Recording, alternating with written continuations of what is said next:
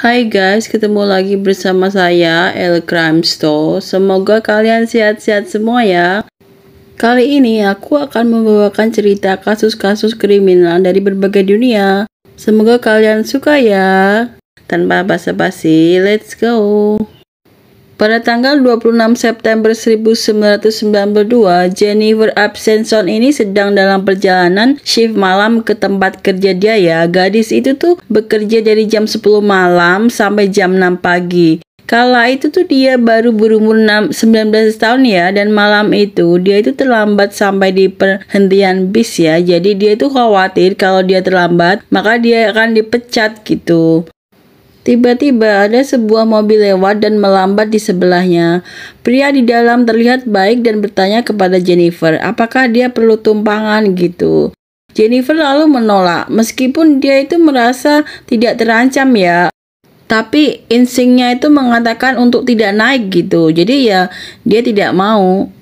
Namun saat pria itu akan pergi, Jennifer itu berubah pikiran. Dia masuk dan mereka itu langsung pergi begitu saja. Selama dalam perjalanan, mereka itu berbicara tentang banyak hal gitu, hal-hal yang random, acak gitu. Dan Jennifer itu mulai merasa nyaman dengan pria tadi. Saat Jennifer sampai di tempat kerjaannya, dia bertanya apakah dia ingin pergi sarapan bersama gitu saat pulang kerja nanti. Jennifer menolak dan mengatakan bahwa dia itu sudah punya pacar.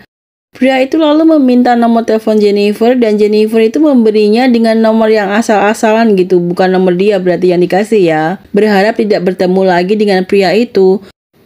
Keesokan harinya, setelah selesai shift malamnya, Jennifer itu sudah melupakan tentang pria yang kemarin malam dia tumpangi. Pada tanggal 17 September 1992, sekitar pukul 6 pagi ya, saat Jennifer itu pulang dan menuju ke halte bis. Dia itu melihat sebuah mobil yang mirip dengan mobil yang dia tumpangin semalaman gitu. Pria itu menurunkan jendela mobilnya dan menawarkan tumpangan lagi. Tapi kali ini tuh dia mengajak Jennifer untuk pergi sarapan bersama. Jennifer berpikir kenapa tidak gitu, karena di malam sebelumnya dia itu tidak melakukan hal yang negatif gitu. Jadi dia itu kelihatan pria baik-baik saja menurut Jennifer ya. Lalu Jennifer masuk ke dalam mobil.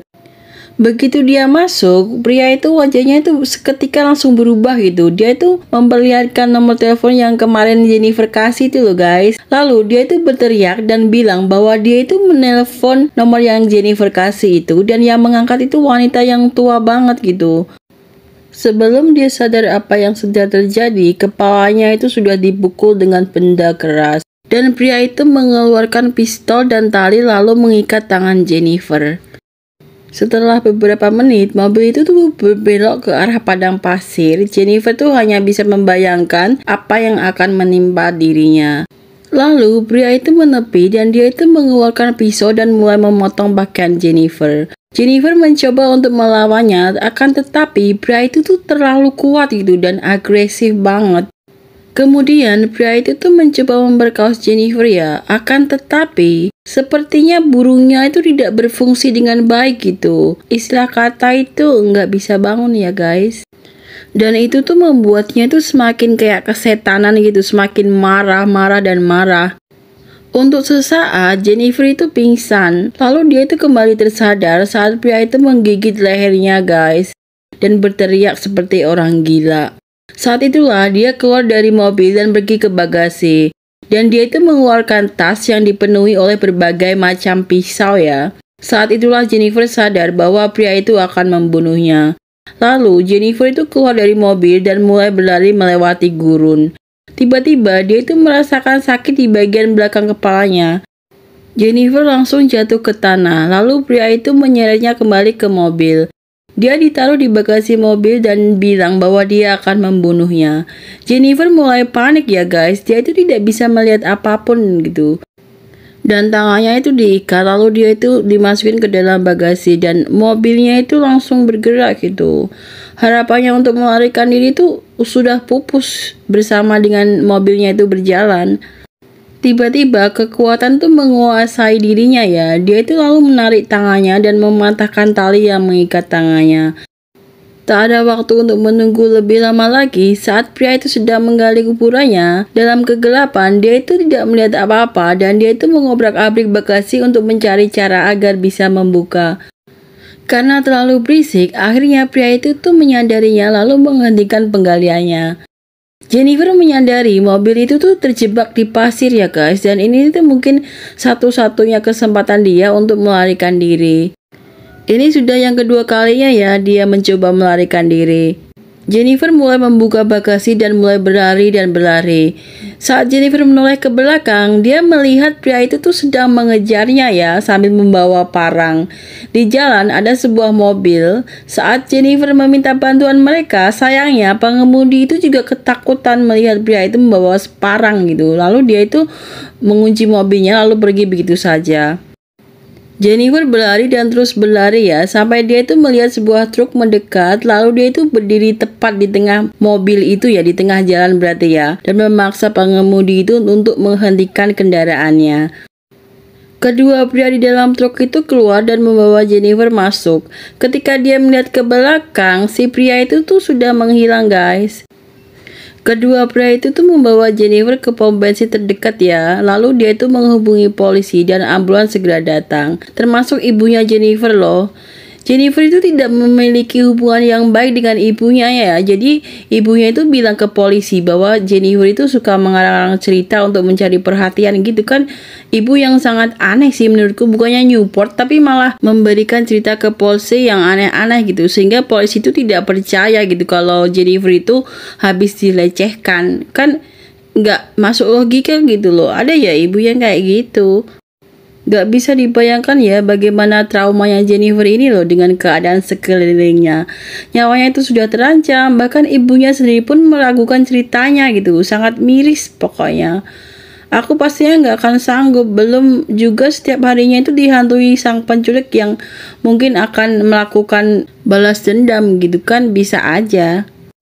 Tahun demi tahun Jennifer itu hidupnya tuh penuh ketakutan gitu dan trauma gitu karena pria itu tuh memiliki kartu identitasnya beserta alamatnya. Beberapa malam dia bahkan tidak bisa tidur gitu. Dia tuh sempat tidur di atas genteng karena dia tuh takut pria itu tuh muncul lagi dan menyelesaikan misinya. Pada tahun 1997 setelah bertahun-tahun mengalami trauma seorang diri ya, seseorang itu tiba-tiba mengetuk pintu Jennifer dan dia itu adalah polisi negara bagian California ya. Dan mereka itu meminta Jennifer untuk mengikuti mereka ke kantor polisi.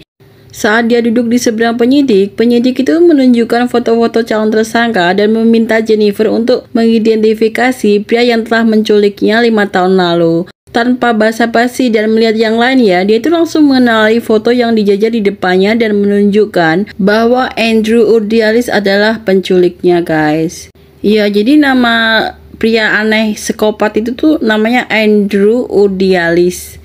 Saat itulah petugas menceritakan kebenaran yang sangat mengejutkan tentang pria yang bernama Andrew itu. Petugas berkata pria ini adalah pembunuh berantai dan dia itu telah membunuh 8 wanita dan Jennifer ini satu-satunya yang lolos guys. Sangat beruntung banget ya. Dan di dalam kepolisian, Andrew ini tuh mengakui bahwa dia itu telah membunuh 8 wanita dan satu yang lolos yaitu Jennifer tadi. Jennifer tuh hampir tidak percaya bahwa setelah sekian lama hidupnya itu penuh dengan ketakutan, akhirnya sang monster itu tuh berada di balik jeruji. Dia mengetahui bahwa akan ada persidangan dan bahwa kesaksiannya itu sangat penting ya untuk kasus ini. Sama kayak kasus yang aku bawa kemarin yang gadis kecil diculik itu dan hampir dibunuh, dia juga bisa lolos dan dia itu juga mau jadi saksi gitu untuk menjebloskan para psikopat ini ke penjara. Aku rasa itu benar-benar sesuatu yang sangat-sangat hebat dan sangat-sangat kuat gitu untuk wanita dan anak kecil seperti mereka.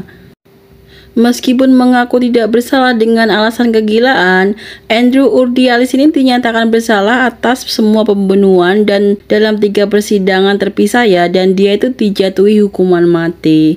Bersyukur banget dah dia dijatuhi hukuman mati gitu. Emang laki-laki seperti gitu tuh nggak layak untuk hidup di dunia gitu. Bagus banget, sip pokoknya deh. I ride on shopping carts. I don't want to miss a moment of fun. because I know my life was almost taken away. I will find joy. I will skip. I will. Oke guys, segitu dulu ceritanya ya. Jika kalian menganggap cerita ini menarik, jangan lupa ya untuk klik tombol suka dan silahkan komen apakah menurut kalian Andrew ini tuh layak mendapat hukuman mati. Tulis pendapat kalian di kolom komentar ya, dan jangan lupa di subscribe ya biar aku tambah semangat untuk bikin konten-konten selanjutnya. See you in my next video. Love you all. Bye bye.